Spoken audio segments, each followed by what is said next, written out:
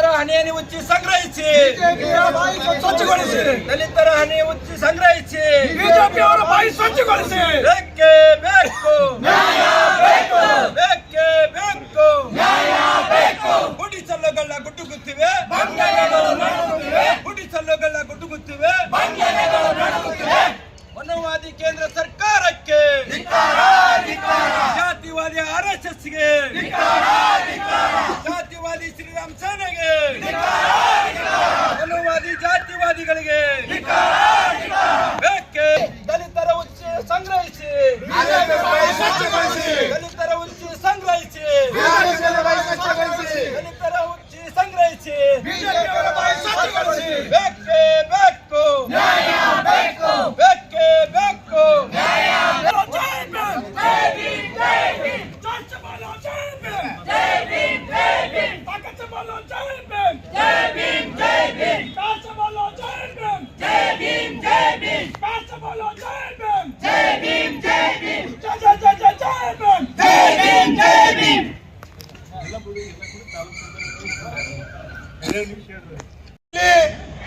ಈ ದೇಶ ಕಂಡಿರ್ತಕ್ಕಂಥ ಅಪರೂಪದ ರಾಜಕಾರಣಿ AICC ಅಧ್ಯಕ್ಷರಾಗಿರ್ತಕ್ಕಂಥ ಸನ್ಮಾನ್ಯ ಶ್ರೀ ಮಲ್ಲಿಕಾರ್ಜುನ್ ಖರ್ಗೆ ಸಾಹೇಬರ ಏನು ಭಾಷಣ ಮಾಡಿದ ಸ್ಥಳವನ್ನು ಕೋಮುವಾದಿ, ಜಾತಿವಾದಿ, ದಲಿತ ವಿರೋಧಿ, ಪ್ರಜಾಪ್ರಭುತ್ವ ವಿರೋಧಿ, ಸಂವಿಧಾನ ವಿರೋಧಿ RSS ಬಿಜೆಪಿ ಕೇಂದ್ರ ಸರ್ಕಾರದ ಅಡಿಯಲ್ಲಿ ಬರ್ತಕ್ಕಂಥ ಶ್ರೀರಾಮ್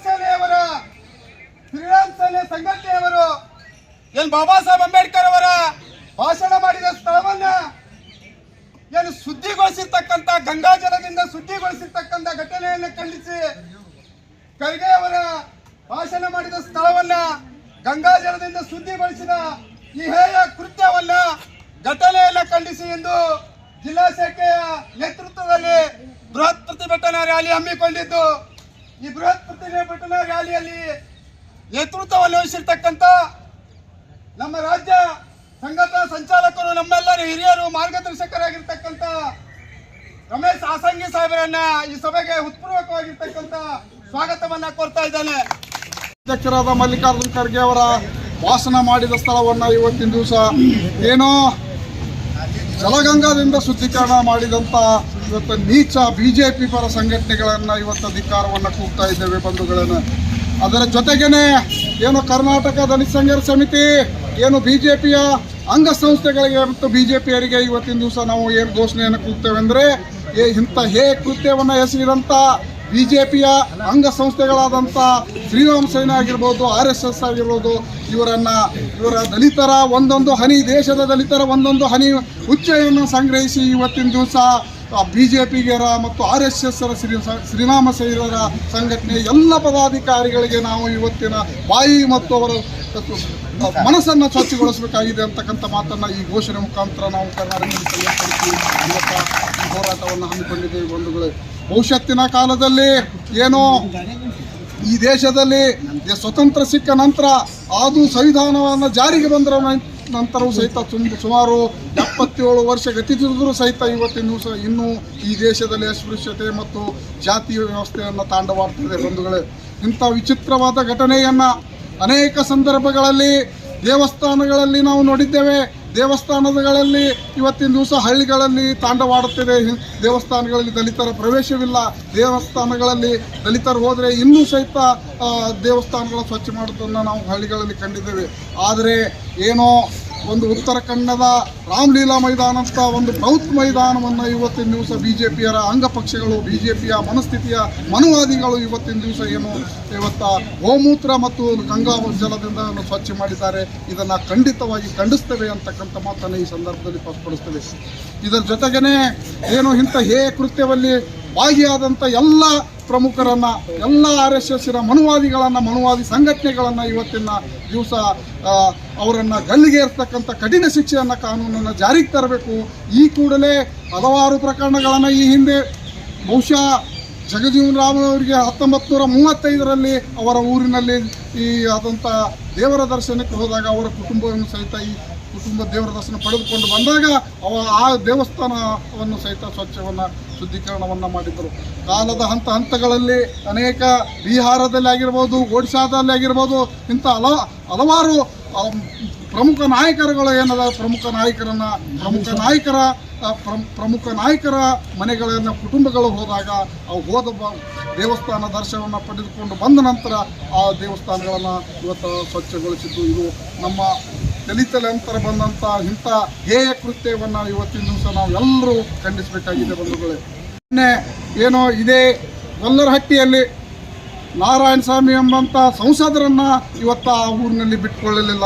ಇಂಥ ಹೇಯ ಕೃತ್ಯಗಳನ್ನು ಇವತ್ತಿನ ದಿವಸ ನಾವು ಜಗತ್ತಿನ ಈ ಭಾರತ ದೇಶದಲ್ಲಿ ಒಂದು ಹೀನಾಯವಾಗಿ ದಲಿತರನ್ನು ಕಾಣ್ತಕ್ಕಂಥ ಈ ಮನುವಾದಿ ಮನಸ್ಥಿತಿಗಳನ್ನು ಇವತ್ತು ನಾವು ಧಿಕ್ಕಾರವನ್ನು ಕೂಗಬೇಕಾಗಿದೆ. ಇದ್ರ ಜೊತೆಗೇನೆ ನಾವು ಇವತ್ತಿನ ಡಾಕ್ಟರ್ ಬಾಬಾ ಸಾಹೇಬ್ ಅಂಬೇಡ್ಕರ್ ಅವರು ನಮ್ಮ ಹಕ್ಕಿಗಾಗಿ ಅನೇಕ ಹೋರಾಟಗಳನ್ನು ಮಾಡಿದ್ರು. ಇಂಥ ಮನಸ್ಥಿತಿಗಳನ್ನು ಕುಗ್ಗಿಸ್ತಕ್ಕಂಥ ಬುದ್ಧಿವಂತರಿಗಳನ್ನು ಮನಸ್ಥಿತಿಯ ಕುಗ್ತಕ್ಕಂಥ ಹೀನ ಕೃತ್ಯಗಳನ್ನು ಎಸೆತಕ್ಕಂಥ ಮನುವಾದಿಗಳನ್ನು ಇವತ್ತಿನ ದಿವಸ ಜಡಿ ಕಟ್ಟಬೇಕು, ಇಂಥವೆಲ್ಲ ನಡಿಬಾರ್ದು ಅಂತಕ್ಕಂಥ ಮಾತನ್ನು ಇಟ್ಕೊಂಡು ಇವತ್ತಿನ ಅಲ್ಲಿ ಸಂವಿಧಾನದ ಕಾನೂನಿನಲ್ಲೇ ಇಂಥವರನ್ನು ಕಠಿಣ ಶಿಕ್ಷೆಗೆ ಒಳಪಡಿಸಬೇಕು ಅಂತಕ್ಕಂಥ ಕಾನೂನನ್ನು ಅನೇಕ ರೀತಿ ಜಾರಿಗೆ ಬಂದರೂ ಸಹಿತ ಇವತ್ತಿನ ದಿವಸ ಇಂಥ ಮಹಾನ್ ವ್ಯಕ್ತಿಗೆ ಇವತ್ತು ದೇಶ ಕಂಡ ದಲಿತರ ಅಜಾರ್ಕತೆ ಡಾಕ್ಟರ್ ಬಾಬಾ ಸಾಹೇಬ್ ಅಂಬೇಡ್ಕರ್ ಅವರ ಒಂದು ಪ್ರತಿರೂಪವೇ ಅಂತ ಹೇಳಬೇಕು ಮಲ್ಲಿಕಾರ್ಜುನ ಖರ್ಗೆ ಅವರನ್ನು. ಅಂಥವ್ರನ್ನು ಇವತ್ತಿನ ದಿವಸ ಅಂಥವ್ರ ಭಾಷಣ ಮಾಡಿದ ಸ್ಥಳವನ್ನು ಸ್ವಚ್ಛಗೊಳಿದ್ದು ಇದು ದೇಶಕ್ಕೆ ಮನುವಾದಿಗಳ ಹಿಡಿತದಲ್ಲಿರ್ತಕ್ಕಂಥ ಎಲ್ಲರನ್ನು ಇವತ್ತಿನ ದಿವಸ ನಾವು ಖಂಡಿಸ್ತಾ ಇದ್ದೇವೆ. ಕೂಡಲೇ ಇವತ್ತಿನ ದಿವಸ ಇಂಥ ಕೇಂದ್ರ ಸರ್ಕಾರ ಎಚ್ಚೆತ್ತುಕೊಂಡು ಎಲ್ಲ ಉತ್ತರಾಖಂಡದಲ್ಲಿ ಆಗಿದೆ ರಾಮಲೀಲಾ ಮೈದಾನವನ್ನು ಮಾಡಿದಂಥವ್ರನ್ನು ಇವತ್ತಿನ ದಿವಸ ಅದನ್ನು ತನಿಖೆ ವರದಿಗೆ ಒಪ್ಪಿಸಬೇಕು. ತನಿಖೆ ವರದಿ ವಿಳಂಬ ಮಾಡದೇ ಇವತ್ತಿನ ತ್ವರಿತಗಲ್ಲಿ 8-10 ದಿನದಲ್ಲಿ ಅವ್ರಿಗೆ ಕಠಿಣ ಶಿಕ್ಷೆ ಗಲ್ಲಿಗೇರಿಸಬೇಕು, ಇಲ್ಲ ಅಂತ ಜೀವಾವಧಿ ಶಿಕ್ಷೆಯನ್ನು ಒದಗಿಸಬೇಕು ಅಂತಕ್ಕಂಥ ಮಾತನ್ನು ಹೇಳಿ ನನಗೆ ಮಾತನಾಡಲಿಕ್ಕೆ ಅವಕಾಶ ಮಾಡಿಕೊಟ್ಟಂಥ ನಮ್ಮೆಲ್ಲರ ನಾಯಕರುಗಳಿಗೆ ಮತ್ತು ಈ ಕಾರ್ಯಕ್ರಮದ ನೇತೃತ್ವ ವಹಿಸಿಕೊಟ್ಟಂಥ ರಾಜ್ಯ ಸಂಘಟನಾ ಸಂಚಾಲಕರಾಗಿರ್ಬೋದು, ವಿಭಾಗಿ ಸಂಚಾಲಕರಾದ ವಿನಾಯಕ್ ಗುಣಸಾಗರ್ ಆಗಿರ್ಬೋದು, ನನ್ನ ಜಿಲ್ಲಾ ಸಂಘಟನಾ ಸಂಚಾಲಕರಾದಂಥ ಶರಣು ಶಿಂದೆ ಅವರು, ಪರಸು ಅವರು, ಪ್ರಕಾಶ್ ಅವರು, ಲಕ್ಕು ಅವರು, ಸುರೇಶ್ ಅವರು ಮತ್ತು ತಾಯಂದಿರಾದಂಥ ಚಂದ್ರಕಲಾ ಮೇಡಮ್ ಅವರು ಮತ್ತು ಸುಭದ್ರಾ ಮೇಡಮ್ ಅವರು ಮತ್ತು ಎಲ್ಲ ತಾಲೂಕು ಸಂಚಾಲಕರು ಮತ್ತು ಎಲ್ಲ ಪದಾಧಿಕಾರಿಗಳು ಮತ್ತು ಅಹಿಂದ ಮುಖಂಡರಿಗೂ ನಾನು ವಂದಿಸಿ ನನ್ನ 2 ಮಾತುಗಳನ್ನು ಮುಗಿಸ್ತೇನೆ. ಜೈ ಭೀಮ್, ಜೈ ಪ್ರಭುತ್ವ. AICC ಅಧ್ಯಕ್ಷರು ಮತ್ತು ನಮ್ಮ ಹಿರಿಯ ನಾಯಕರಾಗಿರ್ತಕ್ಕಂಥ ಮಲ್ಲಿಕಾರ್ಜುನ ಖರ್ಗೆ ಸಾಹೇಬರ ಒಂದು ಭಾಷಣದ ಸ್ಥಳವನ್ನು ಸ್ವಚ್ಛಗೊಳಿಸ್ತಕ್ಕಂಥ ಒಂದು ಕೆಲಸ ಇದು ಮಾನವೀಯ ಅಮಾನ್ಯ ಅಂತೇಳಿ ನಾನು ಹೇಳಲಿಕ್ಕೆ ಬಯಸ್ತಾ ಇದ್ದೇನೆ. ಬಹುತೇಕವಾಗಿ ಪುರೋಹಿತಶಾಹಿಗಳು ಇವತ್ತು ಮನುವಾದಿಗಳು ಈ ಒಂದು ಜಾತಿ ವ್ಯವಸ್ಥೆಯನ್ನು ಮತ್ತಷ್ಟು ಪುಷ್ಟೀಕರಿಸ್ತಕ್ಕಂಥ ಈ ಕೆಲಸ ಈ ದೇಶದಲ್ಲಿ ನಡೆದಿರ್ತಕ್ಕಂಥದ್ದು. ಅದನ್ನು ಒಕ್ಕೂರಿನಿಂದ ಈ ಘಟನೆಯನ್ನು ನಾವು ಬಿಜಾಪುರ ಜಿಲ್ಲಾ ದಲಿತ ಸಂಘರ್ಷ ಸಮಿತಿಯಿಂದ ಒಕ್ಕೂರಿನಿಂದ ಇದನ್ನು ಖಂಡನೆ ಮಾಡ್ತಾ ಇದ್ದೀವಿ. ಯಾಕೆಂದರೆ ನಾವು ಎಲ್ಲಿವರೆಗೆ ಇವರ ಒಂದು ಕಿರುಕುಳ ನಾವು ಇವತ್ತು ಸಹಿಸ್ಕೊಳ್ಳಿಕ್ಕೆ ಸಾಧ್ಯ ಆಗೋದಿಲ್ಲ.